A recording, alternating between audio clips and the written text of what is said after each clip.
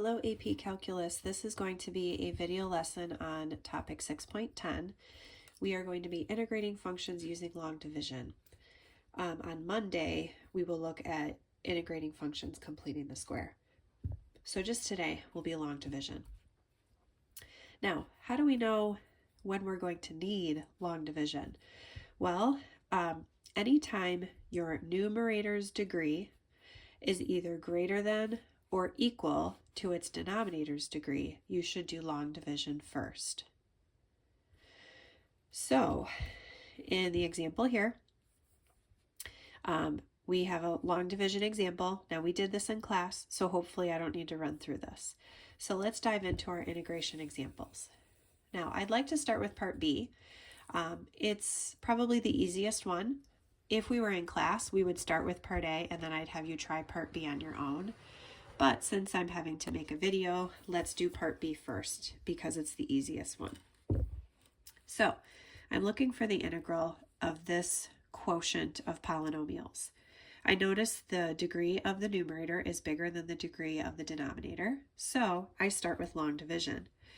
Now I could do long division, but because the leading coefficient in the denominator is 1, I can use synthetic division. So I'm going to do that because I truly think it is easier and a shorter method.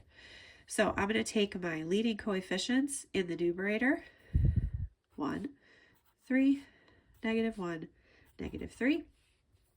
And then I take the opposite sign, that what's in the denominator, and I put that on the outside. I drop down my 1. And then I start my process of multiplying and then adding, multiplying and adding. So 1 times negative 1 gets me negative 1.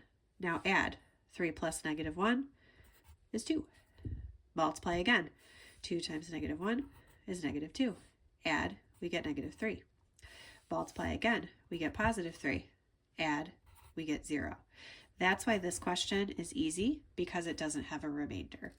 So remember, when we do long division, when we do synthetic division, our answer is going to be 1 degree less than what we started with. So this is going to be an x squared term.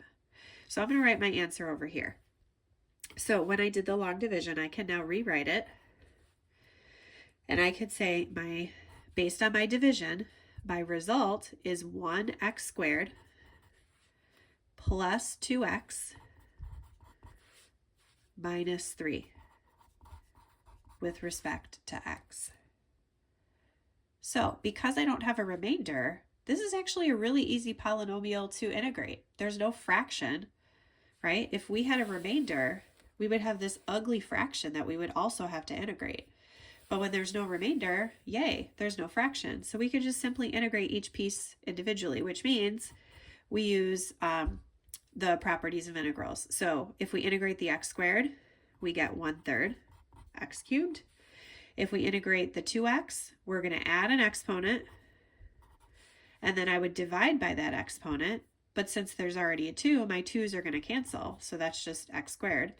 And then my negative 3 turns into a negative 3x. Since I don't have any bounds, I need to remember my plus c. And there's my answer.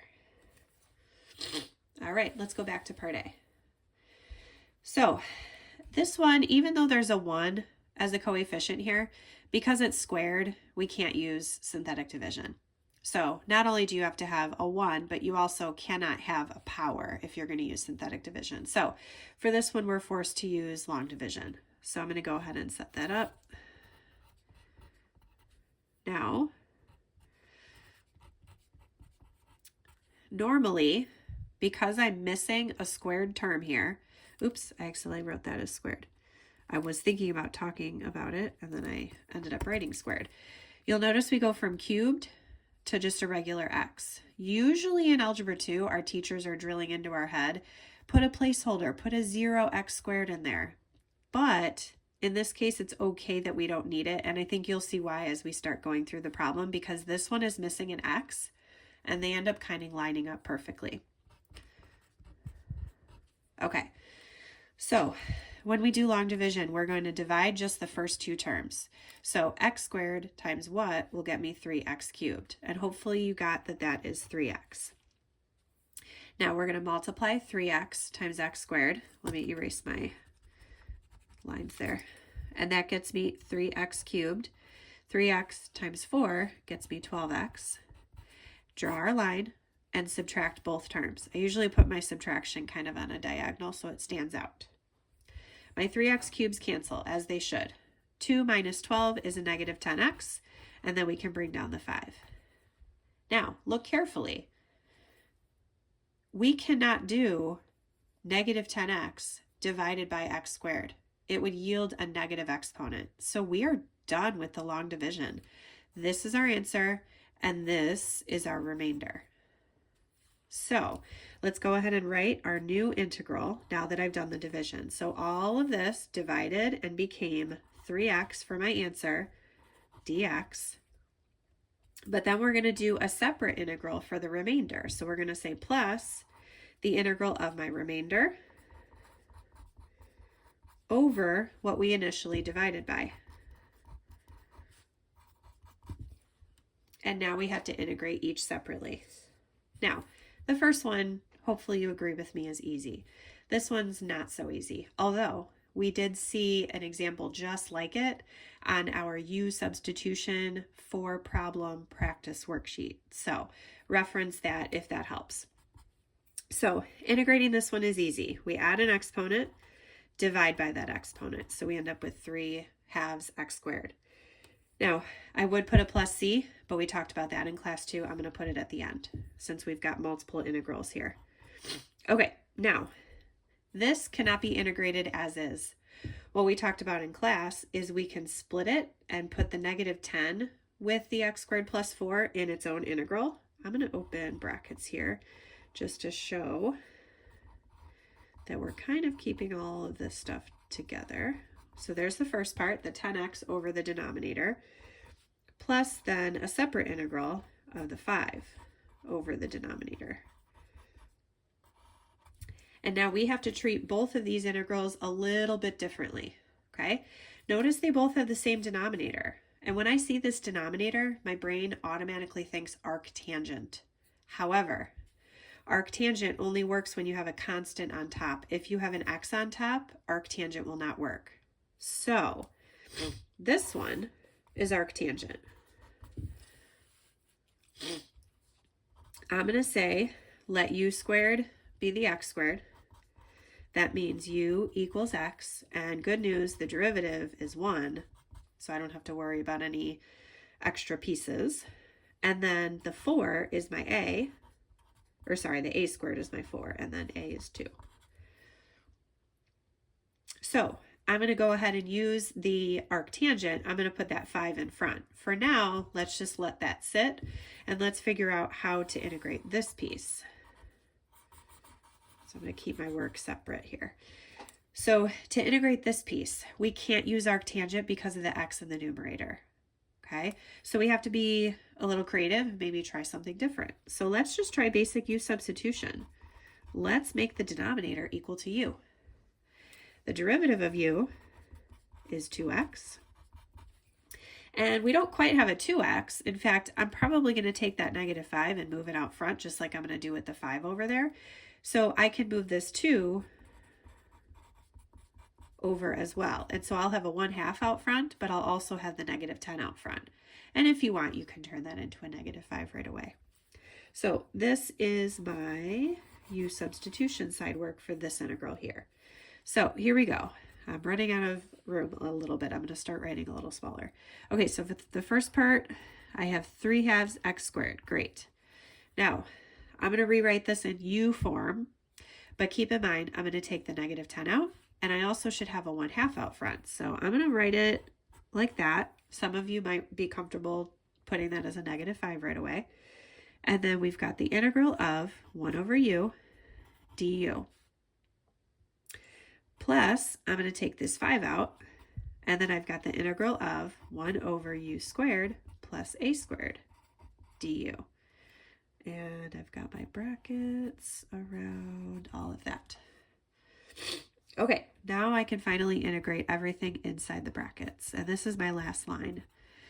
So I can now write this as a negative 5. In fact, let me just erase my plus. write it as minus 5. Okay. The integral of the 1 over u becomes natural log. And I'm going to go ahead and substitute my x piece back in. So this is going to be the natural log of the absolute value of my u, which was x squared plus 4. And that's that first, or I should say that's the middle integral. Plus, then I've got the 5 out front, and now I have to use the arctangent formula. Remember that u is x and a is 2. Arctangent starts with 1 over a. So I have 1 over 2 arctan of u over 2, in other words, x over 2, or I should say u over a, in other words, x over 2. And then we have to remember at the very end our plus c. If you want to rewrite this as 5 halves, you can, but I'm out of room, so I'm not going to. All right. The very last question is very, very similar to part A. You're going to do the long division just like we did in class. There is a little bit of a hiccup with the long division, which I can show once I reveal my answer. But once you write your answer as 2 separate integrals, the work is almost the same as part A. So I'd like you to pause the video and try it, and then I'm going to reveal my answer and explain a couple of things. Okay, here is all the work. So this was the little hiccup I was talking about in the long division. When you do the long division, x squared times x will get you x cubed, which is great. And then you multiply. X times x squared is x cubed. X times 5 is 5x. But look at where I had to put it. X times 5 doesn't have an x squared. So I left a blank there because I shouldn't subtract the 5x from the 3x squared. I should subtract the 5x from the 8x. So I filled in a little 0x squared there. That's why it's super important to have all of your like terms lined up. So if you got the long division wrong, pause the video, try the long division again. Hopefully you end up with this. X plus 3 is your answer, and then plus the remainder of 3x plus 4 over the x squared plus 5. So the x plus 3 is its own integral, plus the remainder over what we initially divided by. And then if you look at my substitution, I used u substitution for that middle integral. I used arctangent, not substitution, the arctangent formula for that last integral. And from here, it's almost the same thing as what we did for part A. So pause the video, jot down what you have to, make sure every detail makes sense. We will be able to recap this again on Monday, and on Monday we will also tackle integration that requires completing the square first. All right, thanks for watching.